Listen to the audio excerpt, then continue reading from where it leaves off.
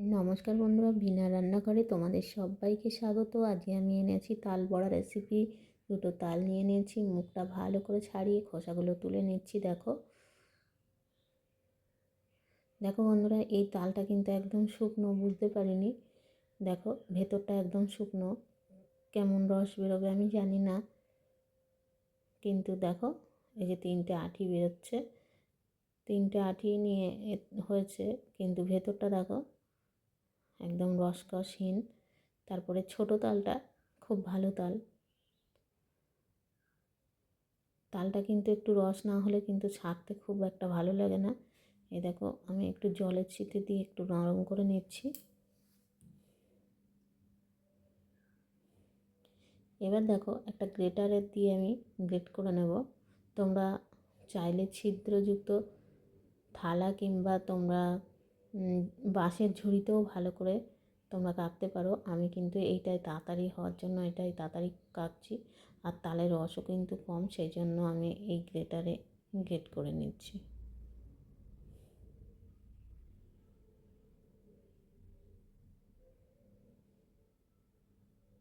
এই দেখো বন্ধুরা, দুটো তাল ছেঁকে আমার এই যে বেরিয়েছে।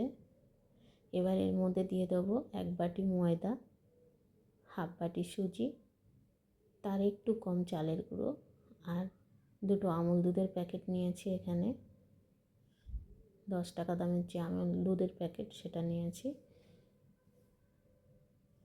এবার আমি এখানে একটা নারকেল ফাটিয়ে কুড়িয়ে রেখেছিলাম, দেখো একটা নারকেল কোড়া, আর দিয়ে দিচ্ছি পরিমাণ মতো চিনি, চিনিটা তোমরা বুঝে দিও।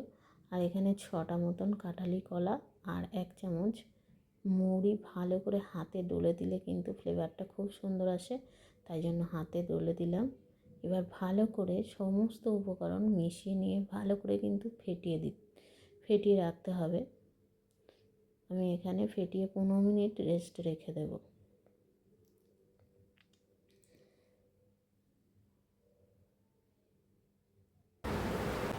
দেখুন বন্ধুরা, এবার চলে যাবো গ্যাসের ওখানে, কড়াই বসিয়ে পরিমাণ মতো সাদা তেল দিয়ে দিচ্ছি।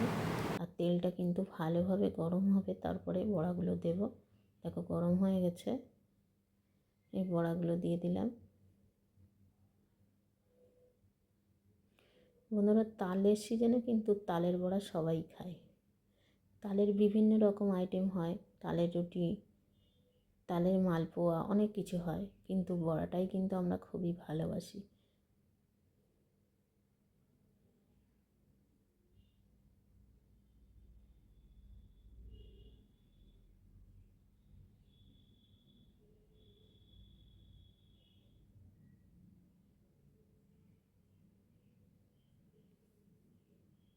দেখো এক পিঠ ফিরিয়ে দিলাম।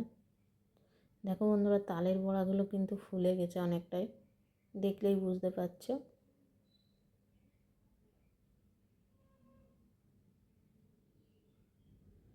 এবার তেল ছেঁকে আমি তুলে নেব। দেখো ভাজাটা হয়ে গেছে, একদম লাল লাল ভাজা।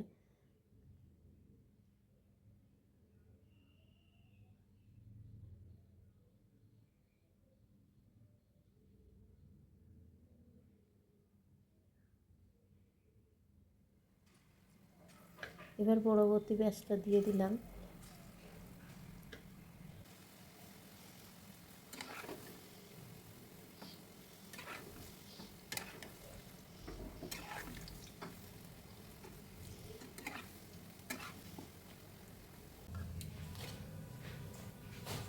দেখো বন্ধুরা, আমার তালের বড়াগুলো পুরো রেডি হয়ে গেছে। এবার পরিবেশন করার পালা। তোমাদের যদি একটু ভালো লেগে থাকে প্লিজ প্লিজ শেয়ার করে দিও। তোমরা খুব ভালো থেকো, সুস্থ থেকো।